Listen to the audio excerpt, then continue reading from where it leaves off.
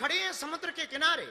राम जी ने अपने मंत्री जामवंत से कहा कि हमारा मन है लंका में प्रवेश करने के पहले भगवान शंकर की प्राण प्रतिष्ठा की जाए, और प्राण प्रतिष्ठा करके भगवान शंकर को विराजमान करके विजय प्राप्ति का आशीर्वाद लेकर के लंका में जाया जाए। और हमें भरोसा है हे जामवंत, अगर ऐसा होगा तो हम लंका से विजय प्राप्त करके ही आएंगे। तो जामवंत जी ने कहा देरी किस बात की भगवान, कर दो प्राण प्रतिष्ठा। पर राम जी बोले एक दिक्कत है। बोले कौन सी दिक्कत? बोले हम हैं जंगल में, सबसे बड़ी दिक्कत यह है कि यहां ब्राह्मण कौन होगा, पूजा कौन करवाएगा। अब पूजा करवाने वाला ऐसा चाहिए जो परम सैव्य हो, शंकर जी का उपासक हो, तभी वो शंकर जी की ठीक से पूजा करवा पाएगा। और सुनो, हम हैं वैष्णव, सैव्य भी हो पर वैष्णव परंपरा को भी मानता।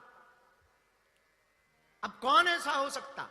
तो जामवंत जी बोले अब हम लोगों में से तो कोई ऐसा है नहीं, बाहर का पता नहीं, आप बताओ तो हम ढूंढ सकते हैं, ला सकते हैं। राम जी बोले एक है, पर जरूरी नहीं वो आ जाए। जामवंत जी बोले कौन? तो राम जी मुस्कुराते हुए बोले कि वो है लंका का राजा रावण। और जामवंत, बुरा ना मानो तो तुम एक काम करो, एक बार जाओ प्रस्ताव लेकर, आचार्यत्व का प्रस्ताव स्वीकार करे, ब्राह्मणत्व का प्रस्ताव स्वीकार करे, रावण को ऐसा बोलो, क्योंकि वो कर्मकांडी है और व्यक्ति अपने कर्तव्य के पलायन से कभी भी विमुख नहीं हो सकता। हमें रावण पे इतना भरोसा है। तो जामवंत जी ने कहा महाराज बुरा ना माने तो एक बात पूछे, हाँ ये स्थापना किसके लिए कर रहे? बोले लंका में विजय प्राप्ति के लिए। और रावण रहता कहां है? बोले लंका में। बोले लंका किसकी? बोले रावण की। तो बोले क्या वो मूर्ख है क्या कि अपने ही हराने के लिए वो आशीर्वाद देने आएगा? राम जी बोले जाके तो देखो। और जामवंत जी गए, राजा कम में लिखते हैं कि जामवंत जी गए, और जैसे ही गए तो रावण तो त्रिकालज्ञ था, उसे पता लग गया।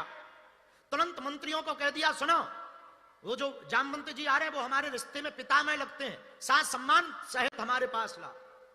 सम्मान के सहित सबने हाथ जोड़कर प्रणाम किया। जामवंत जी को राज दरबार में जहां रावण बैठा हुआ था सिंहासन के ऊपर, नवग्रह सामने बैठे हुए हैं, काल के ऊपर पैर रखे हुए, काल बंधा हुआ है, उल्टे शनि लटके हुए हैं। और व्यवस्थाओं को देख करके पितामह जामवंत जी चकित रह गए। रावण विशाल काय शरीर वाला, चलत दशानन डोलत अपनी, रावण बैठा है। और जैसे ही रावण ने जामवंत जी को देखा, जामवंत जी ने रावण को देखा, दोनों ने अभिवादन किया और रावण ने प्रणाम किया। आओ भगवान, आओ पितामह भगवान, आओ आओ। कैसे आना हुआ? तो जामवंत जी बोले रावण, हमने सुना है कि तुमसे बड़ा कोई सैव्य नहीं है, और सच भी है, परम सैव्य हो तुम। और हमारे जो स्वामी है ना श्री राम, उन्होंने भगवान शंकर के प्राण प्रतिष्ठा का संकल्प लिया है, और हमारा और उनका मंतव्य है कि उस प्राण प्रतिष्ठा के आयोजन का कार्य आपके हाथों से, आप उसको पूर्ण करवाओ। तो अब रावण से जरा सीखना, क्या गजब का था रावण। मुस्कुराता हुआ कहता है क्या तुम्हारे जो स्वामी राम हैं वो लंका के राजा रावण को हराने के लिए शंकर जी की प्राण प्रतिष्ठा करवा रहे हैं? जामवंत जी बोले ठीक पहचाना। धीरे से रावण कहता है क्या वो लंका पर विजय प्राप्त करने के लिए भगवान शंकर की प्राण प्रतिष्ठा करवा रहे? जामवंत जी कह रहे हैं ठीक पहचाना।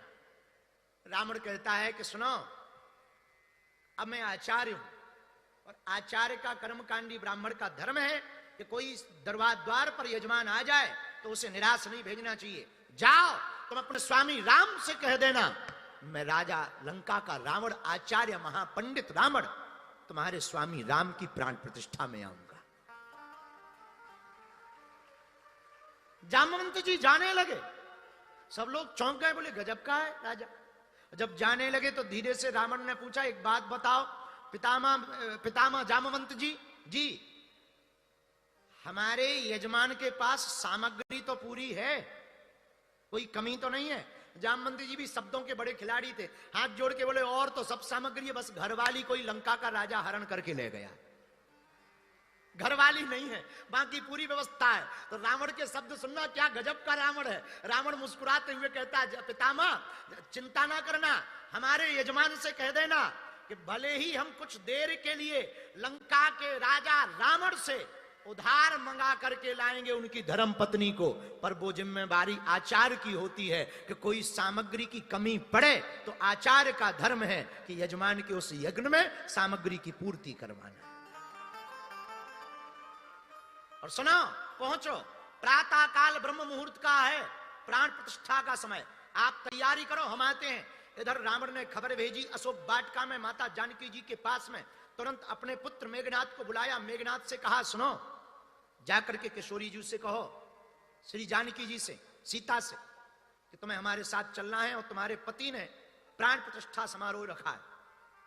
और कथा कहती है कम्मन रामायण की कि रावण अपने विमान पर जानकी जी को लेकर के गया और समुद्र के किनारे उतरा तो भगवान राम ने रावण को आते ही देखकर दंडवत प्रणाम किया, क्योंकि